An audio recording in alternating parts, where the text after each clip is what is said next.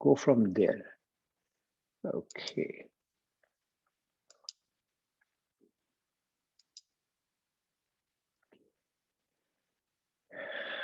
Let's talk a little bit of philosophy on yoga and Ayurveda. And then we'll finish today with your, as I said, chakra awakening meditation. Philosophy.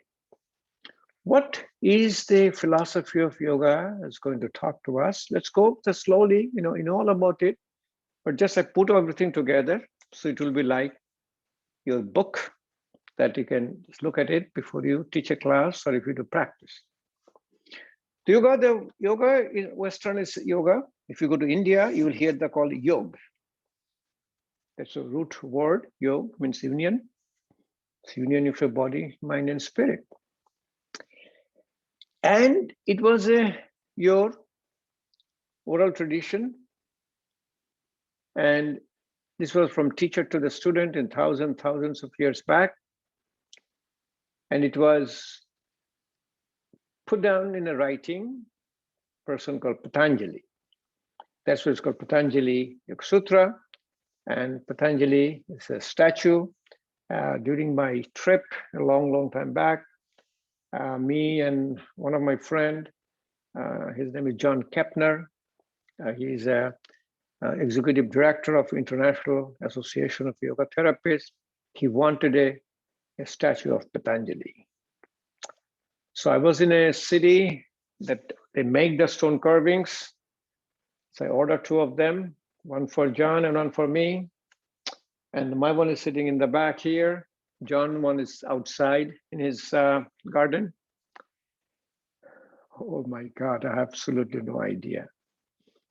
This one weighs 600 pounds, came in a ship, 600 pounds, from New York. It was transported. Then the base is so small, and my builder said, please don't put it in the upstairs. May not carry the weight. So here I'm in the downstairs. It is on a slab, on a basement. It is sitting next to me.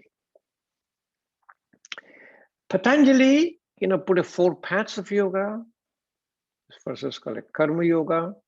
It is a union between your soul, individual soul, and the supreme soul through a self-sacrifice. Karma means your duty. Jnana yoga is a union through knowledge, and it's basically a self-analysis. Bhakti yoga is, bhakti means devotion. It is a path of self-surrender. And Raj Yoga, which we all talk about the 8 limbs, which is end product is a self-realization. Self-realization, basically, I said that self-realization means now your eyes are turned backwards. You're looking inside yourself. You have started realizing and looking what is happening within you. Again, I put this one, emphasize more and more. Body is a hardware, mind is a software. Philosophy, it's 196 sutras. Sutras are called very small aphorisms. And the reason for small aphorisms are because it was an oral tradition, they have to remember. So these are very small aphorisms. But each aphorism has a tremendous amount of meaning. But for you to remember is that in 196 sutras, 96 small aphorisms, 193 of them is to control your mind. So very, very important. Divided into 4 chapters. First is a portion of contemplation, 1 to 51 chapters, 2 to 55 is your practice,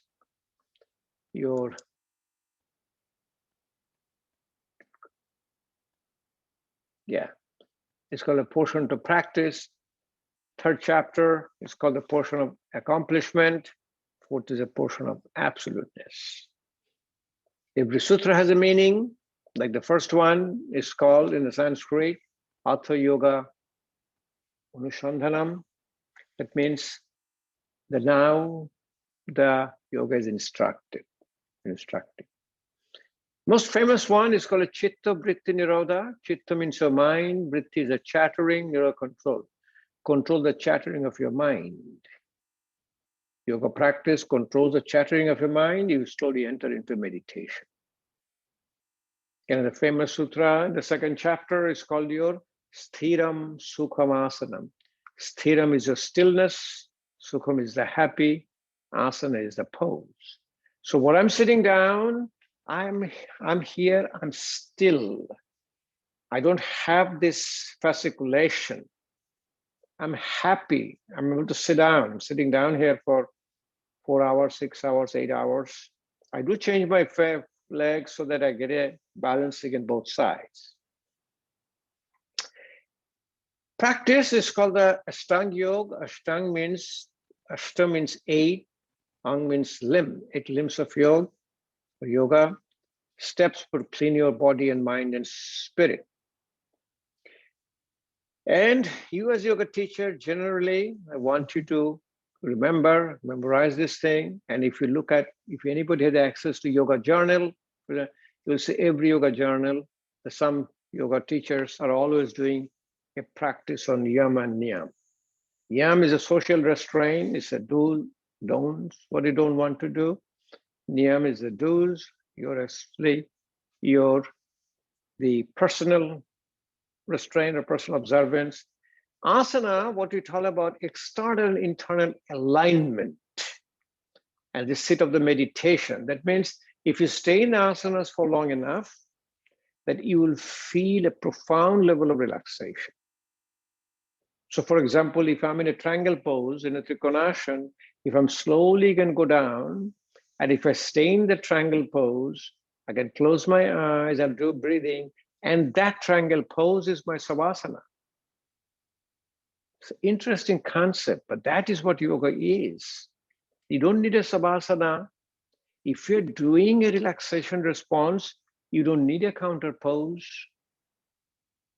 You don't need a savasana after any asanas, because every asana is savasana to you. Pranayama is a control and restraint of breathing, but it's not a breathing exercise. We call it a voluntary regulated breathing. Very important concept. Pratyahara means, pratha means you reject, hara means intake. Try to control your senses, turning inwards. Absolutely most important step to quiet down your mind. Sixth limb is called bharan. Dharan is a concentration. You put a single focus concentration. And seventh is a meditation. Then is a meditation where the individual soul unites with the mind. But here you go in between your thought process and increase the gap slowly and slowly. So the mind quiets down.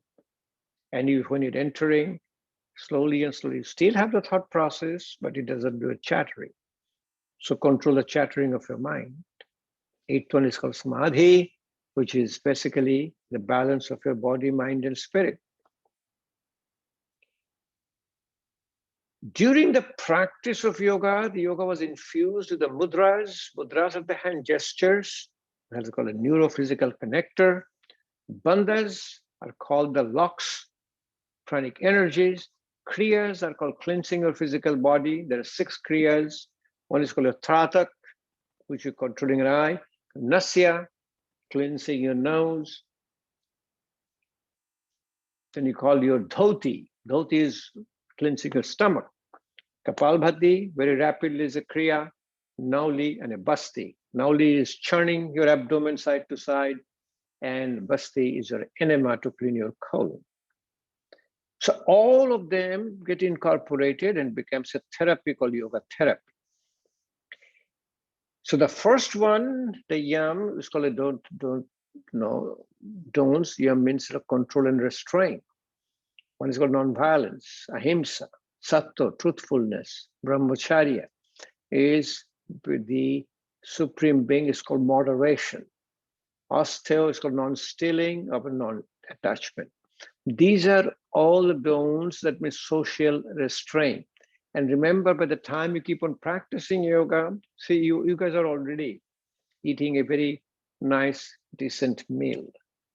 And you'll see all of them will come to you. Don't push for it.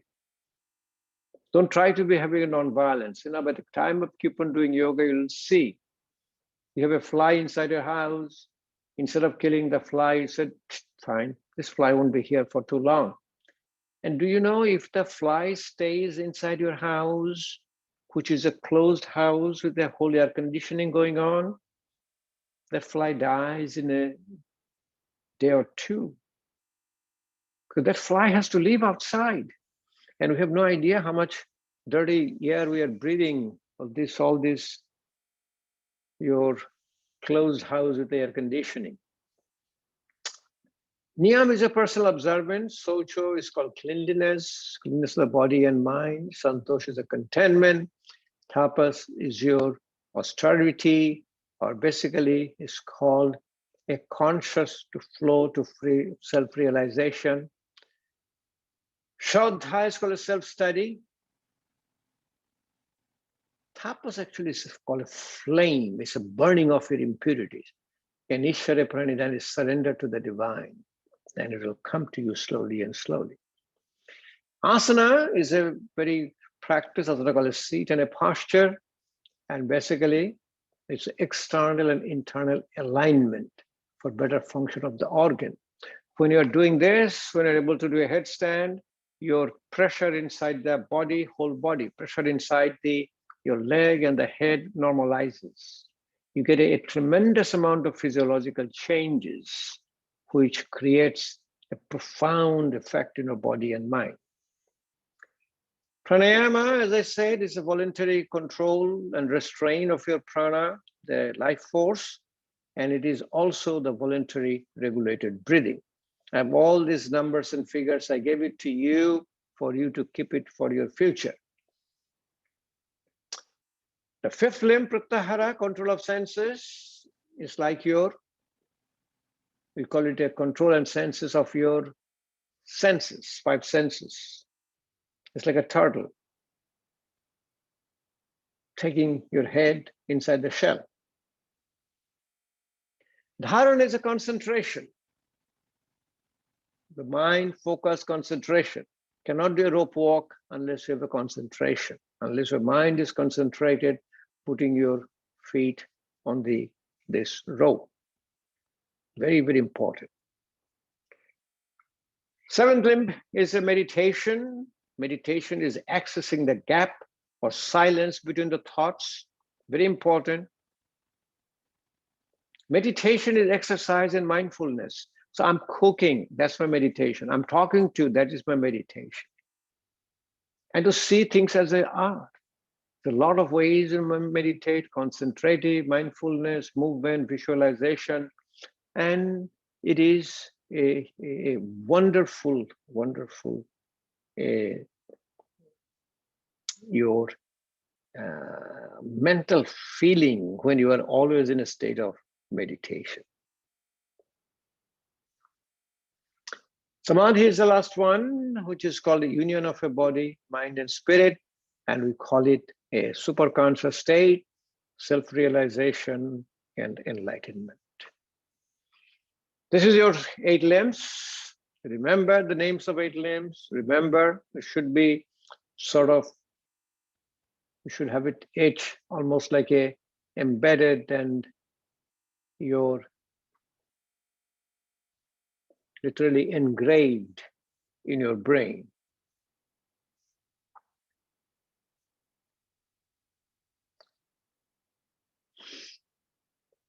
So in yoga, Patanjali says that most important thing is your spine. If your spine, there's a lot of name for the spine. It's called a Merudand, Shirdand. Meru is your axis of the universe. It holds your head. Always in the practice, keep your spine straight. Doesn't matter what. Driving your car, keep your spine straight. Sitting in a chair, keep your spine straight. One of the fundamental principles of yoga. This is one of the Yoga Sutras. On your philosophy, yoga should be done with an effort and detachment. What does effort means? You are doing in stages. Effort doesn't mean that I'm going to go and get into a triangle pose right away. I'm going to listen to my body. I'm going to get in the stages. And detachment basically means let go. If it is coming to me, it will come. If it doesn't come to me, it's fine. There's no problem.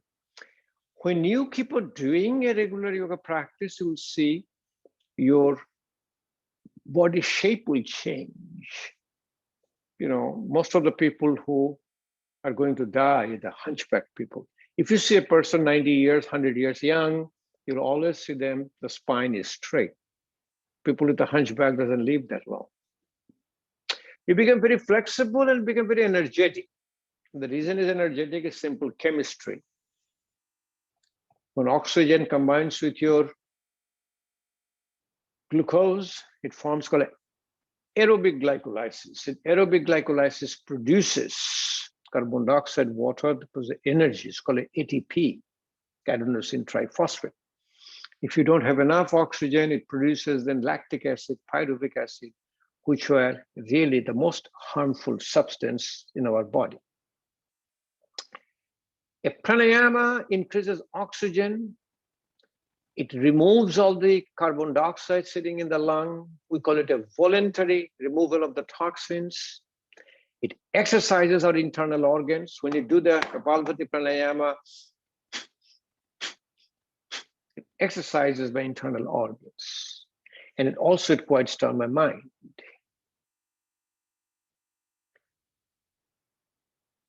Yoga therapy primarily is a relaxation response. Exercise, on the other hand, is a muscle contraction. It is sympathetic. Heart rate goes up, blood pressure goes up, respiratory rate goes high up. Then your body's, your homeostatic or balancing system comes in. Remember, our body always in a state of balance. It is called a default mode network. Default mode, if my blood pressure goes up today, it will come down slowly. Give it enough time. Blood sugar goes up, it will come down. We intervene too much. Body tries to do it. But essentially, when it fails, you end up with a diabetes. We end up with a hypertension. But given a time, given the chances, it is going to do its work. And it does all the time. If your blood pressure goes up right now, there is a mechanism, it's called adaptive response. It does. Yoga, on the other hand, it's a relaxation, activation of parasympathetic, which is called a calm and digest. And we always say, if you exercise, it's called a workout. Yoga is called a work in. It is just driving inside to see what's going on within you. And the therapeutic part of yoga is very clear. It's a relaxation. More and more you have a relaxation, more and more you have a relaxation response, better and better effects you are going to get. By relaxing the physical body, your mind will relax. Your blood vessels will get relaxed. The blood vessels are relaxed, you get a better blood flow in the vital organs, as simple as it is. Yoga asanas have stages. And the way to get relaxation, the first, when you get into asana, your muscle contracts. It's called beginning.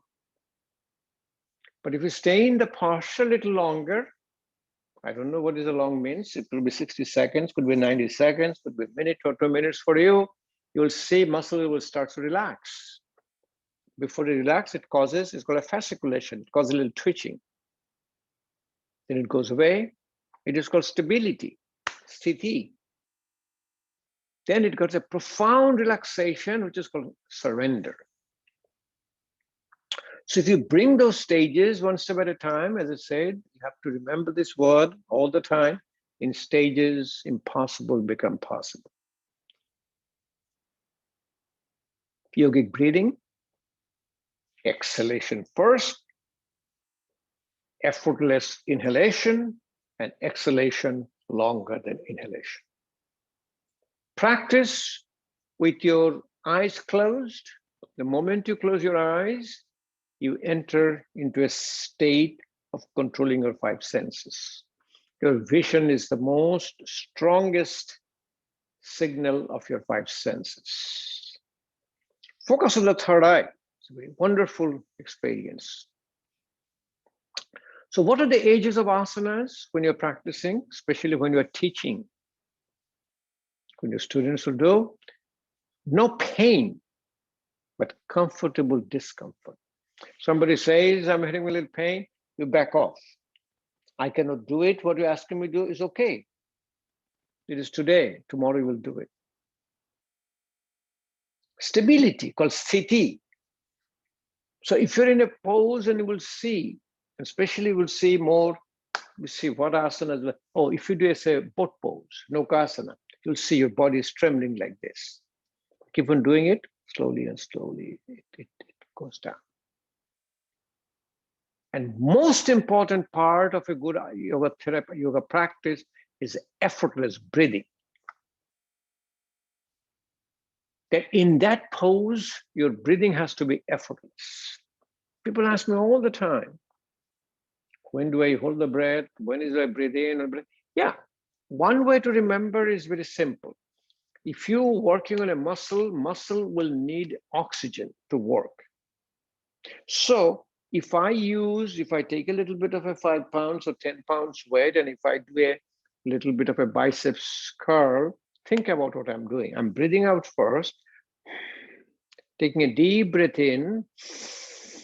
That means I'm carrying some oxygen in, and when I'm doing it, I'm breathing out. Why?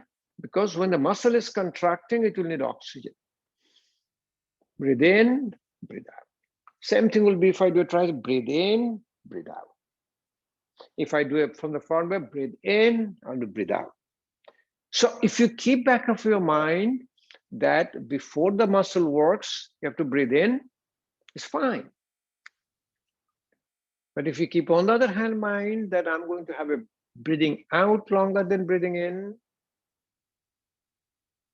and I'm going to be effortless breathing during asana practice, that will be the perfect way. The yoga injury is one of the big discussions, especially for the teachers like you. That's what I bring it up for the teachers like you, is that how you people will get injured, pain during asanas. Unsteady poses. If they're in a pose, if in a triangle pose and they're unsteady, ask them to back off a little bit. And the breathing difficulties. As I showed you, I'm going to twist myself. I come to a point where my breathing gets a little difficult, I back off. There's an absolute sign that you're going to have some injuries.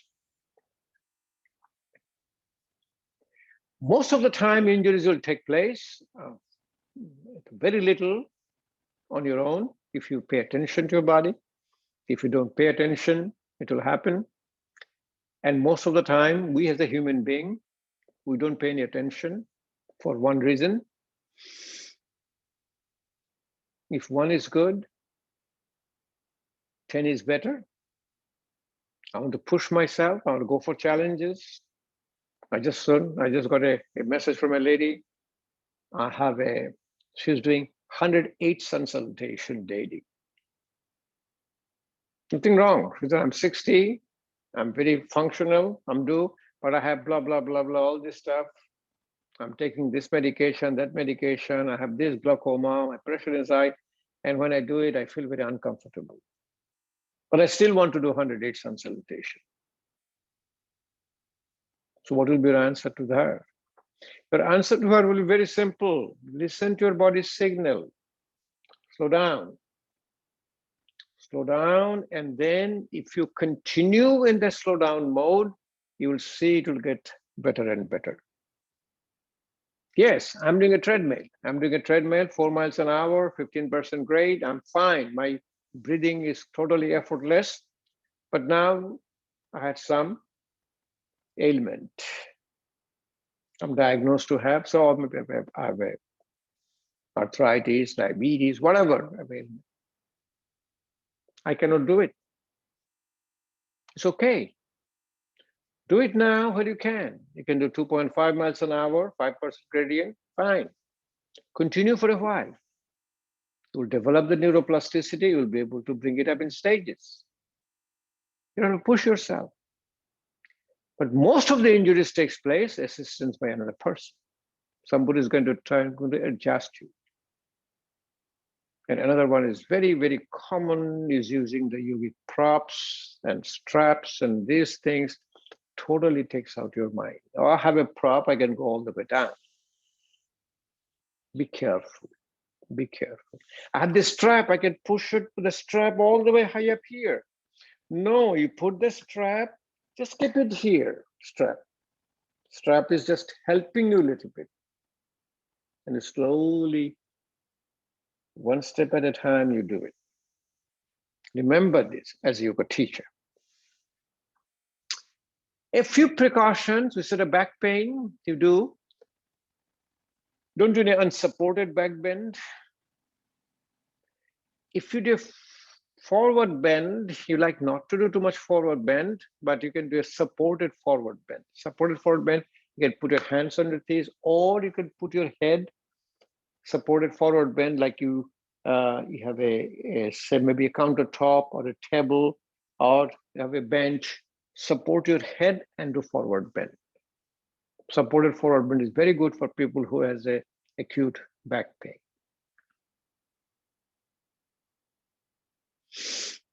Hernia, people said don't do any back bend, but again with the hernia, we said slowly and slowly we do a technique called your abdominal lock. Abdominal lock increases more negative pressure. It helps people with hernia. And here is very important, if you think about breathing in and out during asanas, breathe in before a muscle works and breathe out when the muscle relaxes.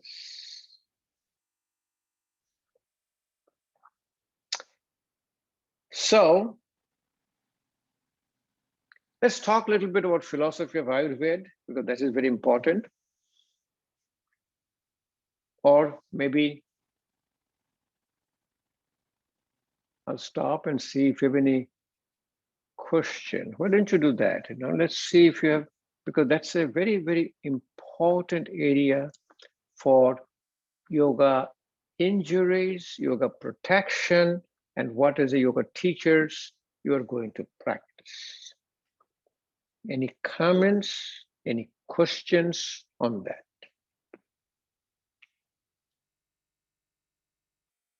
Always remember, there is articles after articles coming out now that how much injuries are happening from yoga injuries. And some of the yoga teachers do the adjustment. Kalila, you have a comments? I see. Are you going to say something? No? I was just listening to what you're about to say about adjustments. Okay. I think a lot of time when people are out of alignment, it's because that's what their bodies can do. So I'm always curious about, hands-on adjustments and how you find that balance between helping and hurting someone. I mean, I'm nothing against, hands-on alignment. Only thing is said, don't push and don't do it, I've seen yoga teachers, it'll scare the HELL out of you. The standing on the top of the student. Student is doing a seated forward bend, cannot do it. Putting one foot on the top of the students and trying to push him or her, which hopefully you guys will never do it in your life, huh? But always remember that if a person is not capable of doing what you're trying to teach them at that time, tell them, it's nice, fine, we're starting. It will happen to you. It happened to me. Alignment will come to you. Okay, anything else? You guys will be a fine yoga teacher, yoga practitioner. It'll be nice to all of your. Are they students? No, they're not students, what do you have to call them? You're sharing, they're partners of your practice. Let's talk about a little bit of Ayurvedic philosophy. That is a very interesting Ayurvedic philosophy. And if you understand that a little bit, again, it might be a little difficult for you initially, but once you understand, it will be a wonderful experience of your life.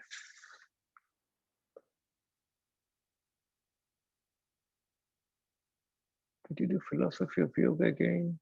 What did I do? Okay, let's proceed a little bit.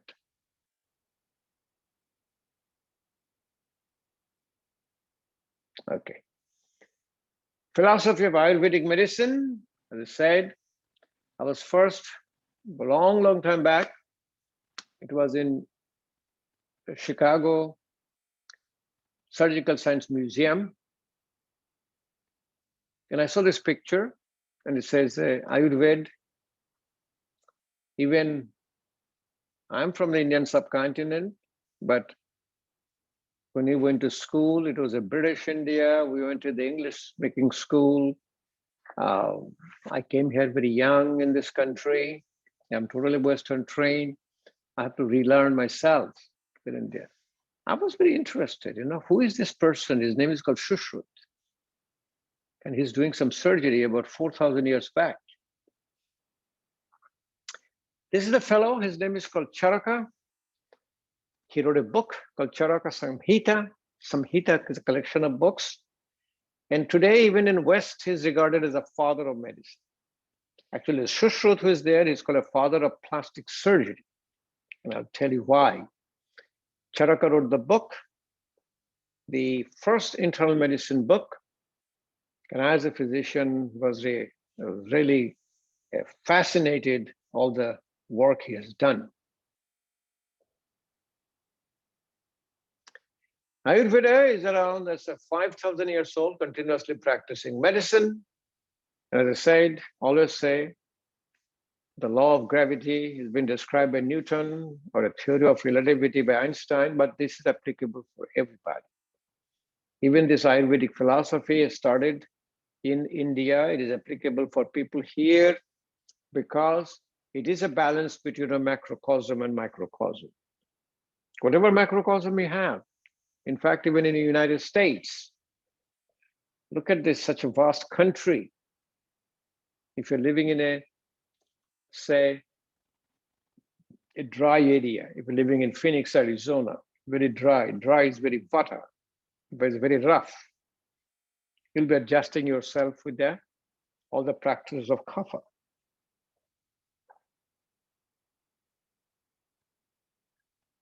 Or when you're in a wet place, like you're in a area of the East Coast with high moisture, it is mostly a little bit of a kapha. So you'll be adjusting more with your vata. So Ayurveda, these are the slides we're repeating all the time, but we're keeping it to you because you'll understand. It's a longevity and the knowledge of the longevity. It's an operating manual for a physical body. And these are the three books, very famous books. One is called the Charak Samhita. I have all the books in my library. It is called the internal medicine book. Shusha Samhita. Samhita means collection of the books. And these are written 1,000 years BC. And the surgery book and Ashtanga Hridayam, which is all written, which is a combination of these two books. So these are the books from my library. There are 7 volumes of Charak Samhita here. These are called internal medicine book. 3 volumes of Sushruta Samhita. It is called your surgery book. 3 volumes of called Ashtanga Hridayam. Ashtanga means 8, Hridayam means heart. The 8 limbs of your heart in that book. Modern day books, which we studied, these are called textbook of Ayurveda. This is written by a person. He lives in New Mexico. I didn't put the, sorry. It's power is, I can see power is going down. Just 1 second.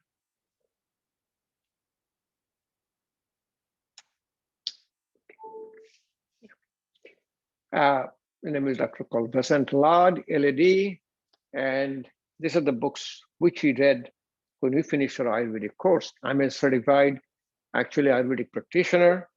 It took me almost 8 years to finish. We did 800 hours, I took an exam. So the philosophy behind it is that we are a part of the universe. The universe is called a macrocosm, and we're the microcosm. A balance between these two is the basic philosophy of Ayurveda. The whole universe is made not from a Big Bang theory, but from the 5 elements. First, there was a space. Space had an air. Air had a friction caused fire. Fire melted the clouds from water. Water froze and became earth. Space, air, fire, water, earth. 5 elements, as I said, they're also present in a part of our body. Space is in the stomach, colon. Air is the movement of my heart, my intestine. Fire is a metabolic process. Water is a lubrication, it holds the tissue, and earth is your framework. And the person who has a more component of air, primary space in air, they're called your vata, and they have attributes. They look very thin. They look like a catabolic, means they're breaking down. And most of the vata people, they can eat everything, but they will never gain any weight. Pitta, on the other hand, the main component is a fire, all the attributes of fire. And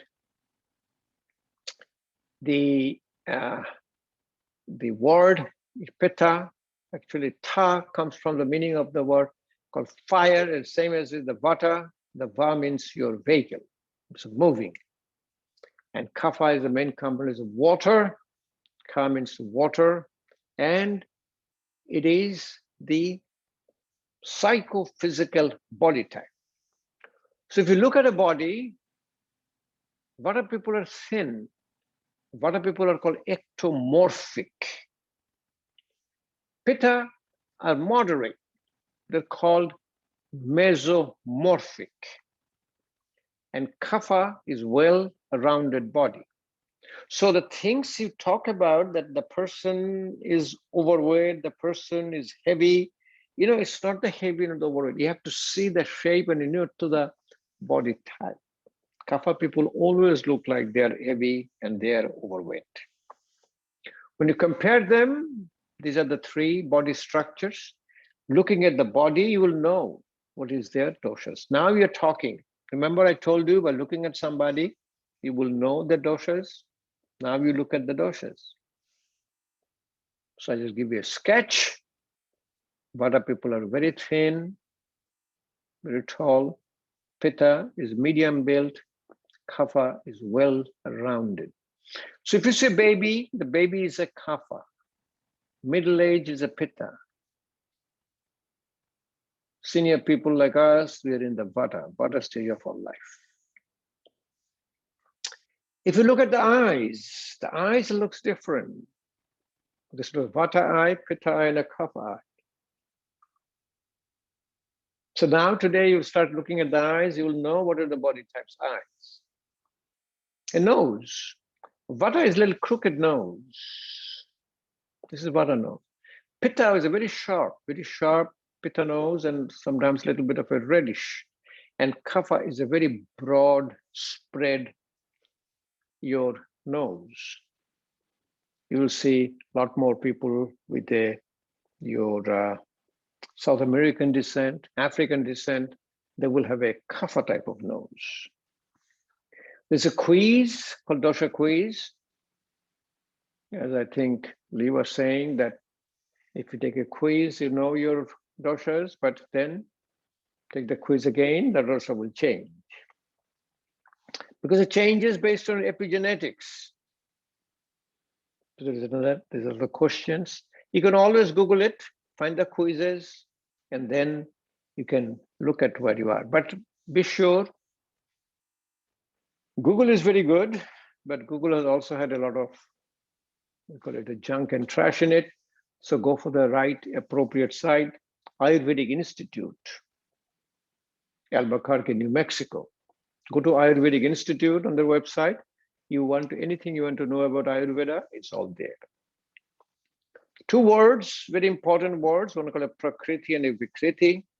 Prakriti is the combination of the doshas we're born with. You can born with a Vata, Pitta, Kapha, you can have Vata, Pitta, Vata, Kapha, but primarily all of them we have called a Vata, Pitta, and Kapha in different proportion. Vikriti represent the present state of the three doshas, basically the imbalance. And you as an Ayurvedic practitioner, if you can find what is the present imbalance, you want to go back to their Prakriti, what is called the doshas they have when they were born. So it's a bring back to it. So I've already showed you the picture here. So Vata is the primary attributes of air. And it is responsible for disease of the bones and joints and the nervous system, all the neuropsychiatric disorders, all the back pain, knee pain, hip pain, all the muscle issues, all Vata-related disorders. Pitta is mostly the fire attributes, is inflammatory diseases. And today, most of the inflammatory diseases are like heart disease, diabetes, hypertension, disease of the solid organs like a liver. Kapha is the main comes of water. It has a more called congestive heart failure, a lymphatic system, solid tumors. So it varies also from person to person, but once you understand this thing, you will know a person who came for a yoga therapy for you, you'll be able to take care of them. Vata, as I said, resides primarily, this is called your colon, lower part of your intestine. Pitta resides in the small intestine. Kapha resides up in the stomach. So remember all the asanas below belly button, grounding asanas, Vata balancing asanas. All the asanas related to your belly button, umbilicus, Pitta balancing asanas. And all the asanas, uplifting asanas, are Kapha balancing asanas. Three major qualities of Vata. They're mobile, very important, mobile in the body and mind. They're cold and they're dry. They're also very rough. The skin will be very rough. By looking at them, you know. So somebody who's sitting in front of you continuously talking, or continuously moving, they're going to sit down at one place. They're just doing this all the time. You know, it's a Vata person, as simple as it is the way understanding. Next one in Ayurveda is another very important component. It's called GUNAS. GUNAS are called attributes.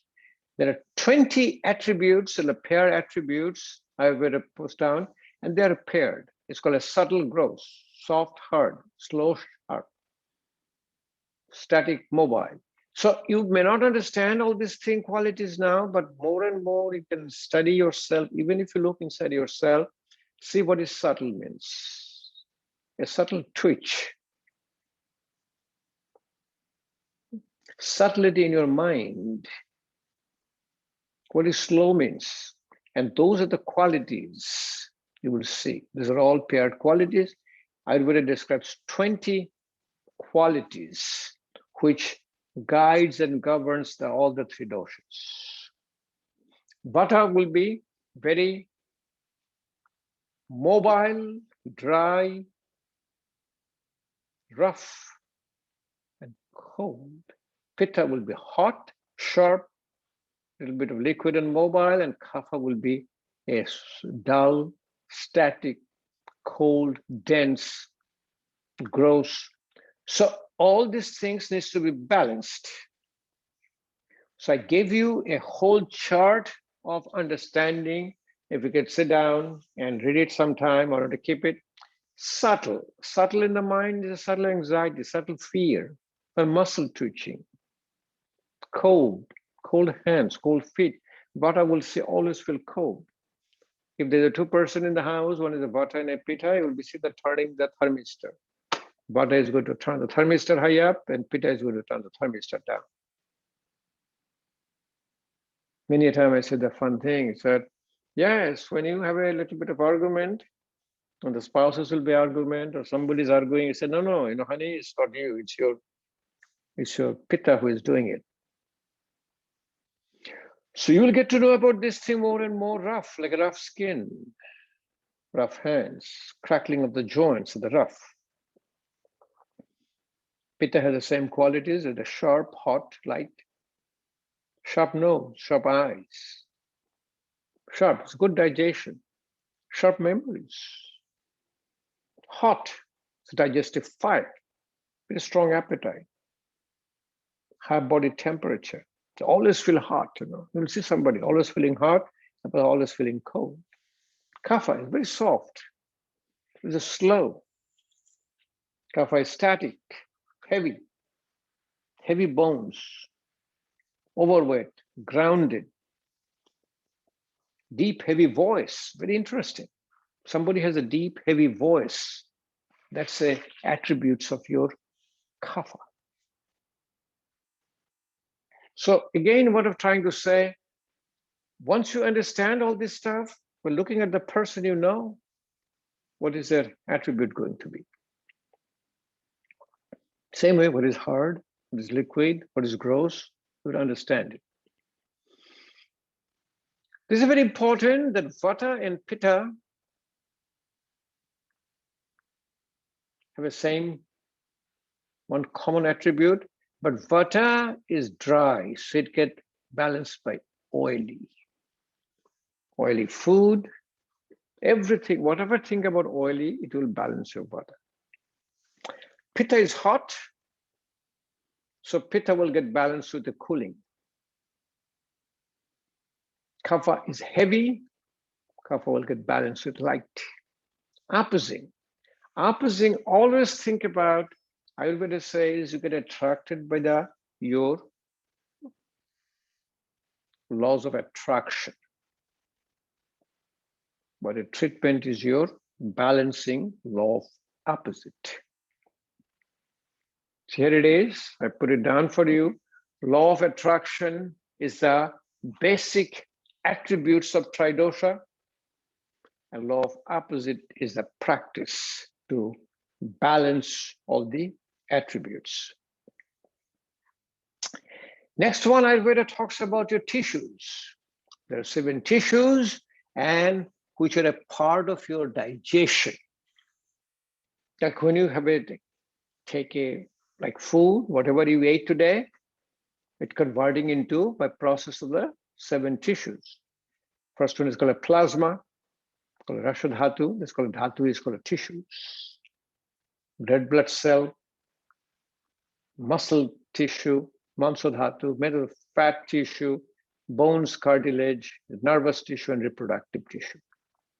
So remember that your body is producing all the cells, all the bodies, but you are not eating that to make that component. You don't need to eat a liver to make your liver cells. You ate salad, you ate a quinoa salad, you ate a enchilada. Essentially, in digestive process, it will end up with all the 7 tissues. At the end, it takes about 5 days for the tissue to form, and it forms a substance called Ojas. Ojas is your immunity. If your digestive fire is not strong, if the food is not properly digested to the 7 dhatus, then what happens that it will come down to the 4th one is called a fat, and then you start become little obesity. So Ayurveda says obesity may not be even due to your eating too much food. It could be a low digestive fire. So the treatment of obesity in Ayurveda is increasing your digestive fire, and that's called Agni. Agni is defined as a digestive fire, and in digestive fire, what happens? So this will be your stomach. The stomach has a digestive fire. Fire is on, and the fire is low. So think about it. When the food is get properly digested, You get a clean tongue. Get a fragrance in your body. Remember, I told you the food is not properly digested. You get a smell in your perspiration, smell in your stool, smell in your urine. You feel a sense of freshness, feel a sense of strength, clear channels and clarity of your body and mind. When digestive fire is poor, that you drank a glass of ice cold water before eating your meal, you shut down this stove top or oven, you have a coated tongue. Wake up in the morning, you have a coating in your tongue that tells you. Remember, I told you tongue is the window of your digestive tract. You have a foul smell in your body. And all of a sudden, what is the smell coming from? I have a bacteria in my armpit, I have a bacteria in my groin, that's a smell. No, it's coming from because the food is not properly digested. Get a staleness, get a weakness, you don't feel the strength. Clogged channels, confusion, you feel heavy, you feel grounded.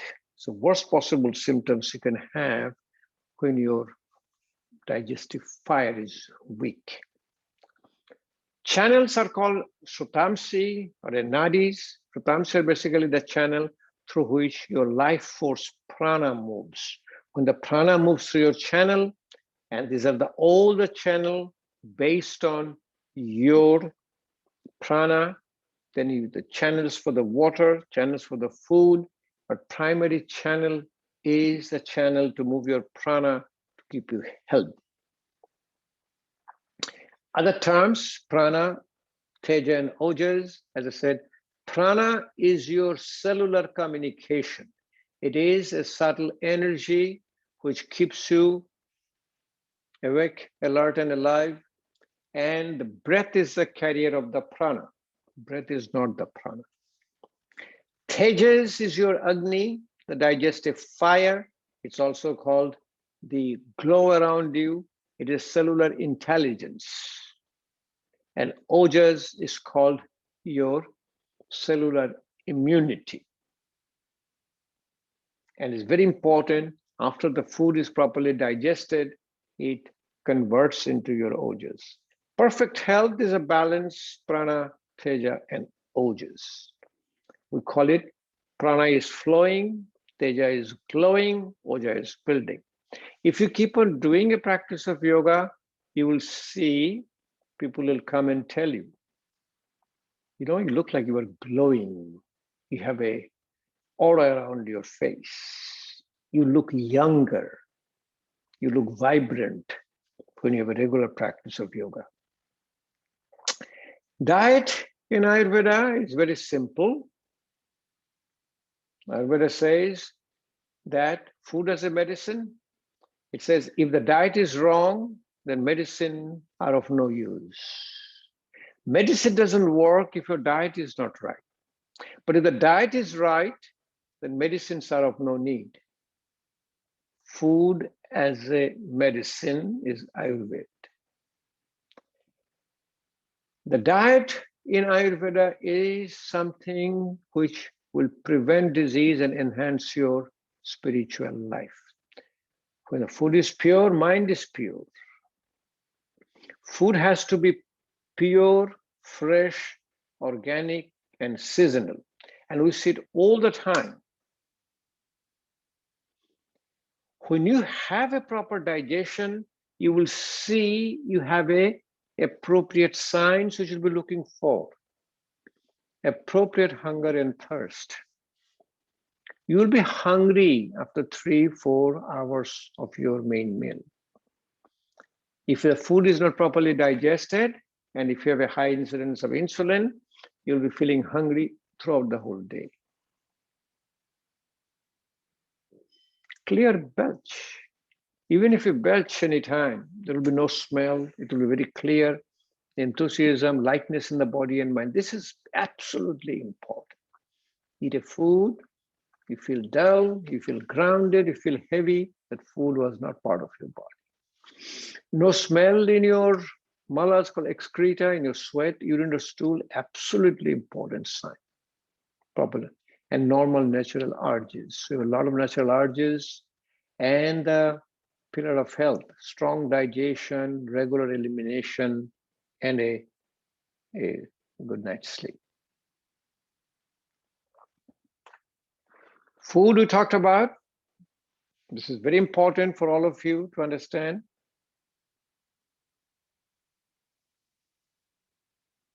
The first, we call it attributes of a food or qualities of a food.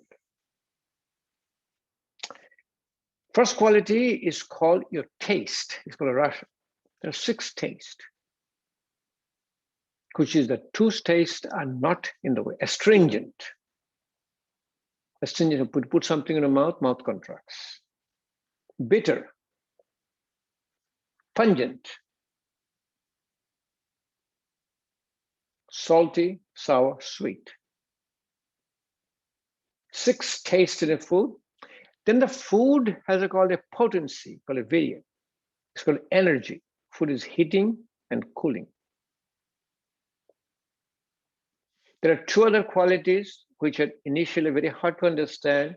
One is called a vipak, or a post-digestive effect. I'll talk about it a little bit later to understand. And prabhav is called a unique, specific action of a food, which you cannot describe with other science and test. We'll talk a little bit about food because food is important. Let's do one thing. We've been sitting down, especially myself. I've been sitting down for too long. I've started feeling like a furniture of this room. So let's take a little bit of a stretch break, huh? How about let's come back in 10 minutes? Take some break, 10 minutes. We'll continue where we left. And in the meantime, I'm going to ask you, where did we live? Let me see it. Let me mark that area. So, what attributes, food, here it is. Ayurvedic nutrition, diet, Ayurvedic health. Okay, let me put it here. Stop.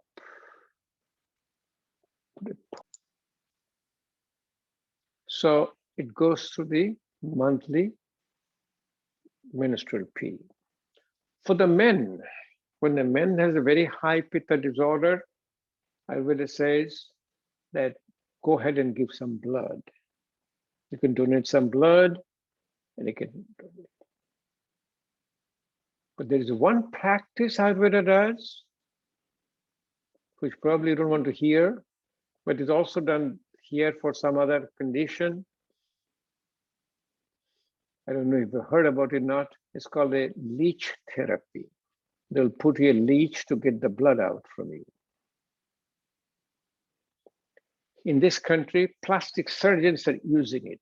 The plastic surgeons will be using, it's called a flap, and the tissue transfer. They will have a, say, mastectomy, they will reconstruct the breast, and they will see there is called a, so they started swelling up. The venous drainage in the tissue is not good, and it is legal even in this country, FDA approved.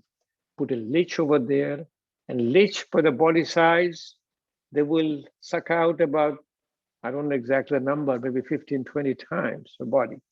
So it's called your Rakta Moksha, bloodletting therapy.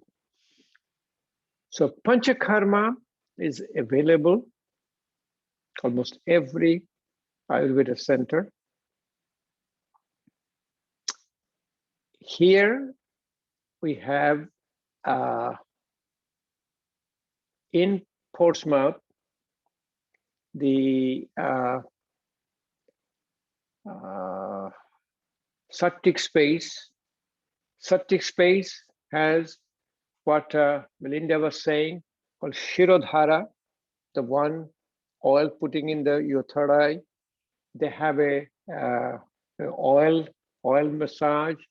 They have your steam box, and they have a lot of panchakarma here locally. If you want to have it done a little bit here, close area will be your Yogaville. Have you heard of Yogaville? Many of you. Actually, the team before went to Yogaville when you're doing a yoga teachers training class. Sharon, I see your hand is up. You have something to say? This is not totally related, but you talked about the bloodletting procedure. And I was thinking about if somebody was to have that done, does it change their temperament? It definitely does, because you know the blood is a pitta, and pitta is your anger. Pitta is your controlling. So when you give the blood, when the bloodletting, your temper goes down. And let me ask you one thing, very simple. You are all, you know, women here and girl here. Your temper is a lot lower than your male counterpart. Am I right or wrong? Hopefully I'm right. So it does. And again, you know, Ayurveda remembers it really talks about body and mind as one unit. You don't consider mind to be separate than your body. Go ahead, you're trying to say something, Sharon? So like I said, this isn't totally related, but my father is 82 and he's extremely active. He rides a motorcycle and he's always on the go. And I consider him a pitta, but he has some type of medical condition where he has to go about 3 times a year to give blood because he has too much blood, but I don't know what the condition is called. And I was just thinking about what you said, and he's kind of on the angry side. So I was just wondering, I'm going to pay attention on when he does the bloodletting, if it changes him. No, this is a condition. It's called a hemochromatosis. That's right. And, you know, yes. Yeah. He had a hemochromatosis, and hemochromatosis give the blood as a therapy.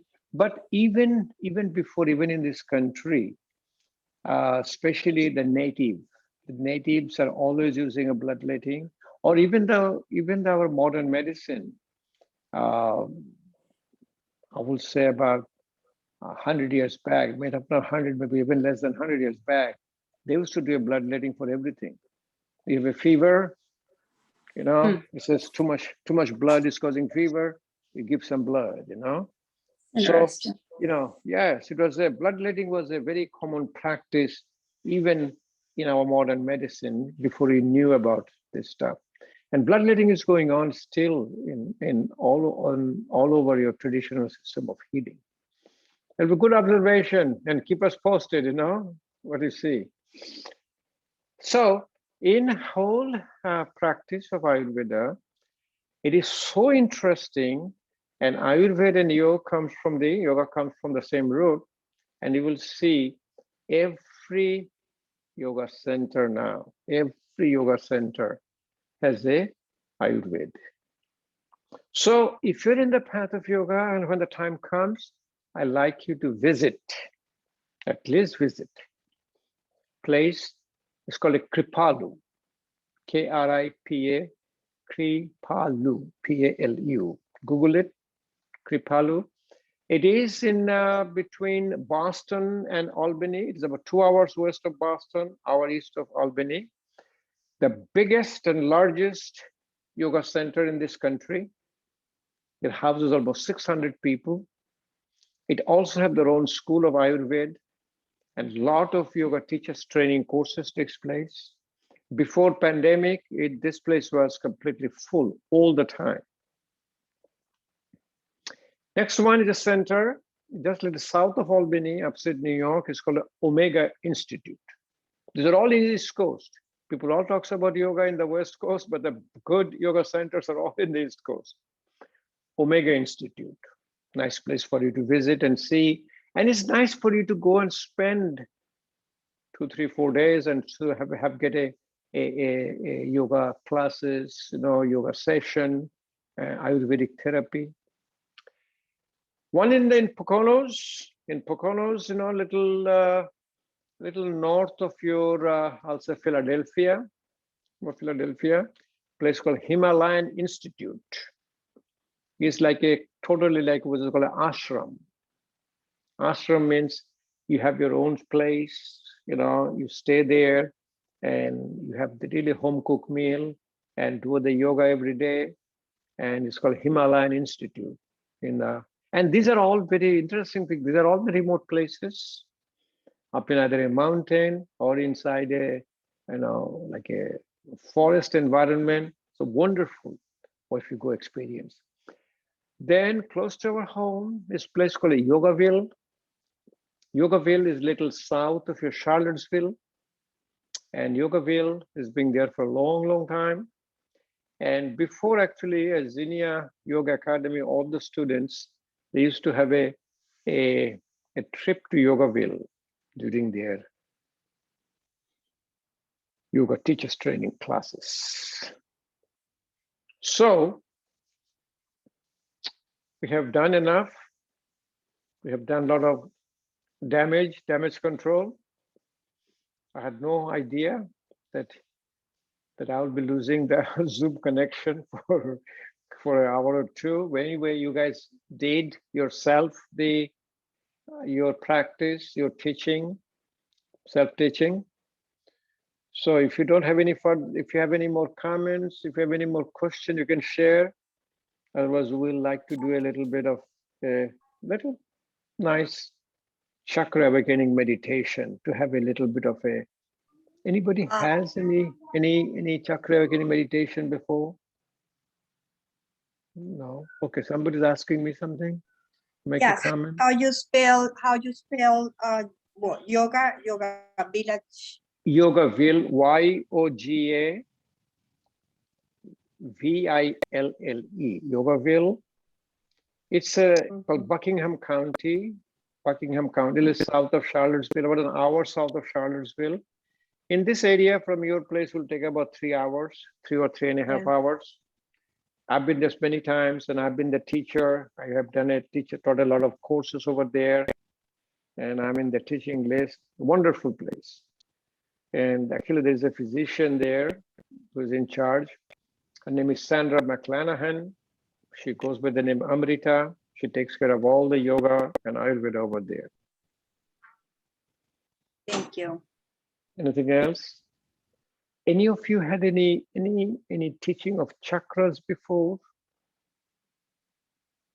No. Any of you have ever have any practice of chakras? Okay, no. So let's go. We'll sit down. If you sit down comfortably, if you can sit down, and always sit down. If you're sitting in a chair, it's nice. If you're sitting on the ground, but keep your spine straight. Keep your spine straight and touch your index finger and thumb in both the hands and gently put it over your knees. And next, for any meditative experience, I'd like you to close your eyes. I have seen a lot of meditative practice with the eyes open, and their way of telling is that very nice. I love this. They said, meditation is your lifestyle. You're going to experience this. You're going to have your kids running around you. You're going to have all the people around you. So let's do it. So let's close your eyes. And you'll be doing a visualization. What is a visualization? Closing your eyes, spine straight. Now you bring your awareness in the root of your spine. In the root of your spine, you will visualize a wheel, or has a we call it a wheel with the petals, like a flower petals. There are 4 flower petals. They're all red in color. You may not be able to see to the first experience, but when you keep on doing it more and more, you will see that color really pops up in front of you with your eyes closed. Once you visualize, this wheel is not in a balance. This is the site of your musculoskeletal system. So any musculoskeletal system disorders, you need to balance this.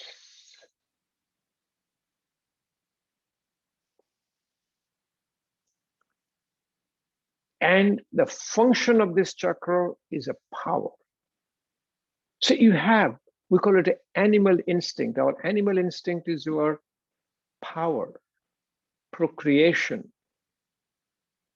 We're going to create our next generation and your control. So first 3 chakras. 4th chakra is a love. Now you're becoming humane. And other chakras became more and more humane. This one get balanced with a sound called a lam.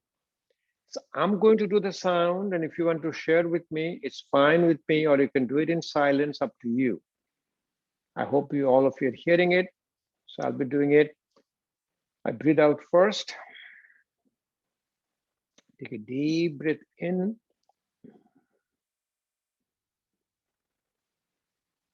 Lam.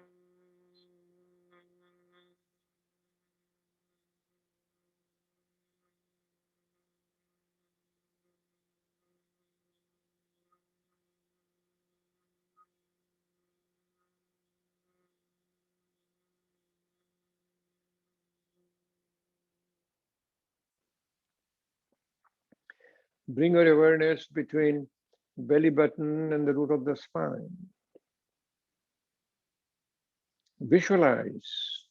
Visualize there is a wheel with 6 petals, and color is orange. It is connected to reproductive system, and the function of is procreation. You have your next generation from this chakra. This chakra is in imbalance, and to balance this chakra, the sound is called vam, V like a victory. Breathe out first. Take a deep breath in.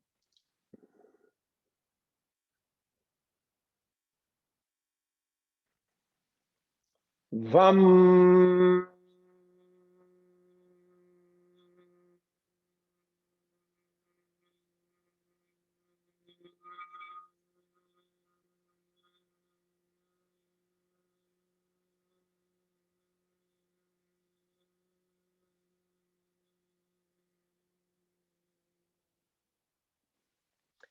Any disease in the reproductive system, you balance this chakra. Bring your awareness towards your belly button. Visualize. With eyes closed, you visualize. You visualize another wheel. Color is yellow. It has 10 petals, and it is connected to your gastrointestinal system. Function of this chakra is to control.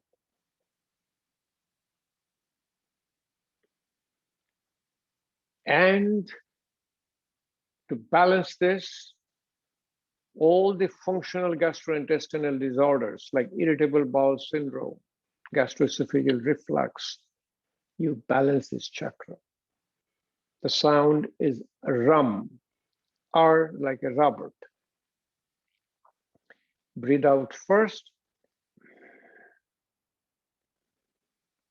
Take a deep breath in.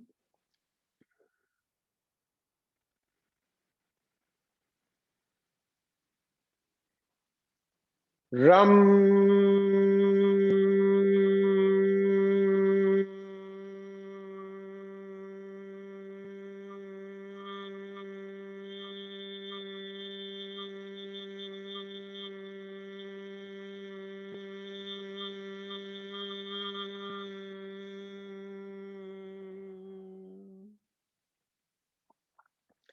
Bring your awareness towards your heart, the heart chakra.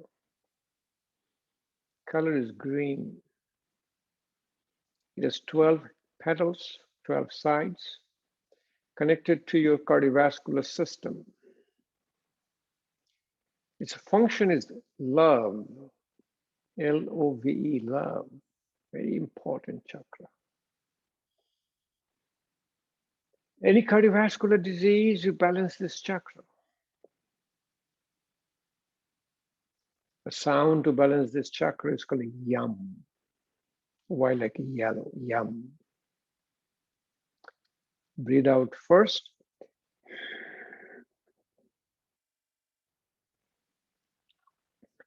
Take a deep breath in.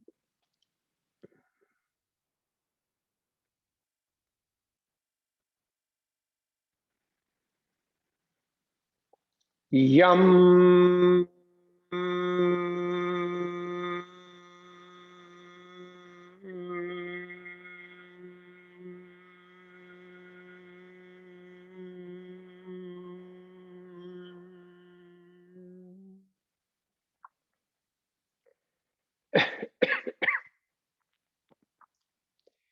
Bring your awareness to your throat chakra.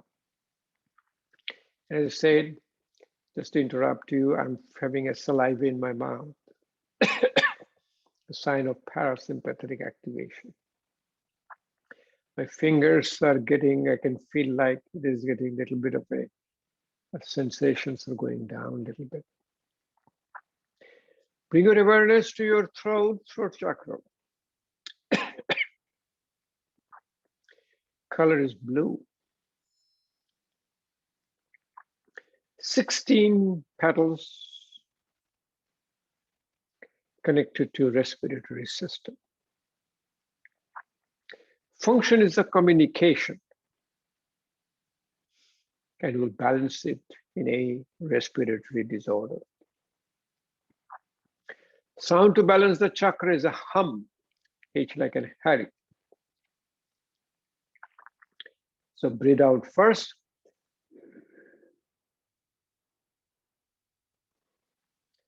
Deep breath in.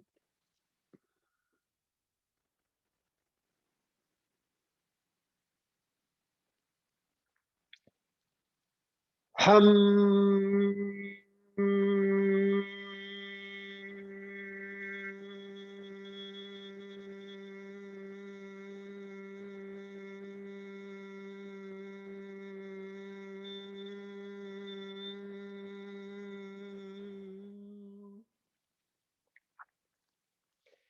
Bring your awareness in between your eyebrows, third eye. Sixth chakra, Aga chakra. Color is indigo. It has 2 petals connected to your endocrine organs.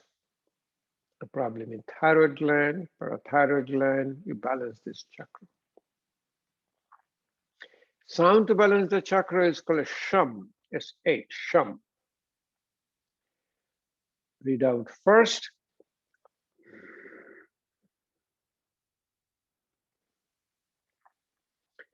Take a deep breath in.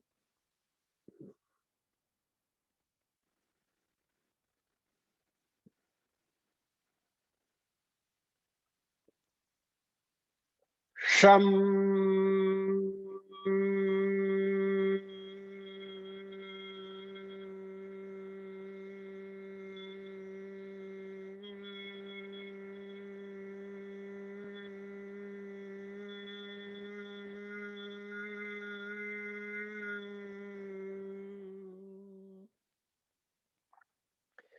Bring your awareness to the crown of your head, crown chakra, Sahasra chakra.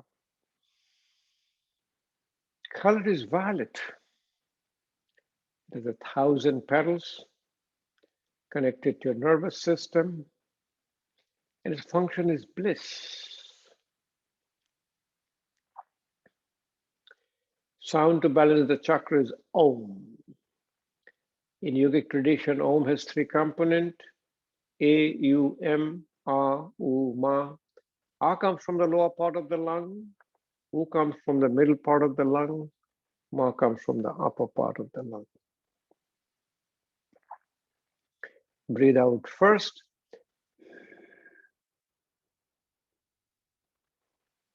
Take a deep breath in.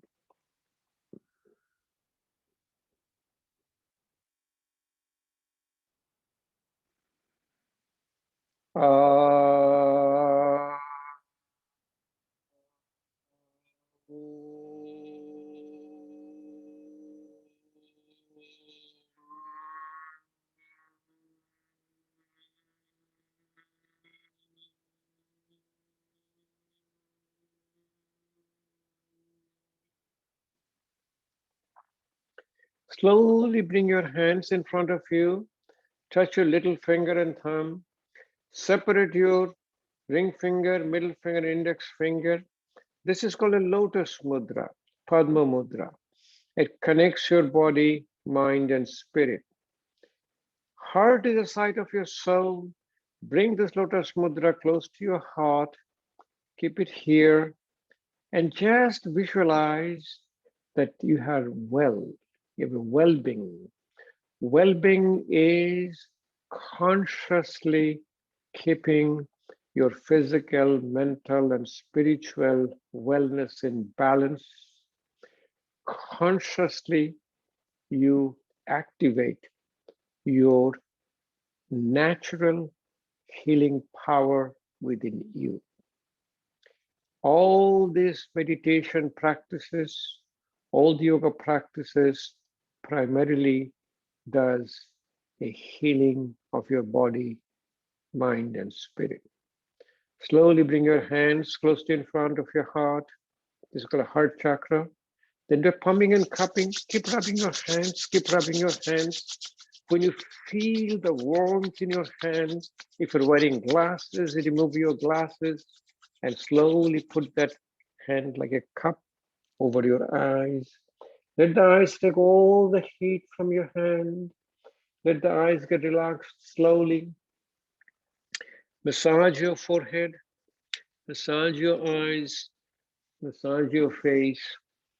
Massage your ear, behind the ear, front of the ear, inside your ear. Bring it down, massage your in front of your neck, carotid signa behind your neck. It's a wonderful practice. I know you have a little bit of your watering in your eyes. Watering in your eyes is also called a parasympathetic, as if the saliva comes in your mouth. It comes from a gland called a parotid gland. Once you have this experience and you keep on doing it, you'll be seeing, you will be disease-free, medication-free. You'll be enjoying a good quality life. I had a wonderful time with all of you. You guys are great. I had no idea I spent, how much was that? 18 hours with all of you guys since Friday. Huh? And looks like this is going to be the next normal. I don't know when you're going to meet. So you guys are in the class now in yoga studio, or you're still doing it virtual? The teachers training, this course, they started doing it in the yoga studio now. For the 200, well, yeah, for the 300 hour, we're meeting in Hampton. Yes, because Virginia, they opened up all of them. Now, the worst thing is, I hope you're wrong, because the new variant is coming and another mutation has developed. You heard of what's called a Delta variant. There's one called a Delta Plus now, next one. So we have decided from our International Association of Yoga Therapists, so 2021, we are still going to be doing it virtual from home. And we'll see what happens 2022. Okay, Any last comments, any question before we say bye-bye to all of you? I just want to say thank you so much. It was wonderful. And I think personally I can benefit a lot from all that information. And it's like everybody else, probably I have some issues that I need to work on. And now I see the way, I see the light, I know where I'm going. Thank you. If you don't have any ailment, you are not a human being, huh? If you're a human being, you are going to have some ailment. Okay, that is a nice comment. Thank you. And use this information for yourself first before you use it anybody. Huh? Start doing the pulse diagnosis. Keep doing a pulse diagnosis. Do it on yourself first. Do it to the friends, families, and get a little used to it. Okay, so it's about, 5 minutes to 5. It's okay to quit now? Thank you so much. Thank you so much. Yeah, thank you, Bye-bye. Dr. Sarkar. It That was really nice to meet amazing. you. Okay, now let me see what I need.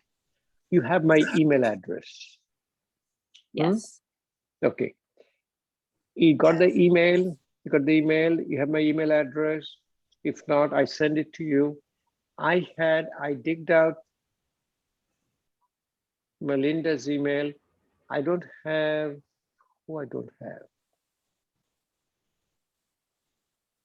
any Joya, so Joya is not here, okay? But I have rest of you. I hope, did you get my email that I sent you that my Zoom is causing problem? Yes, yes, Okay. I get it. So all the emails were correct.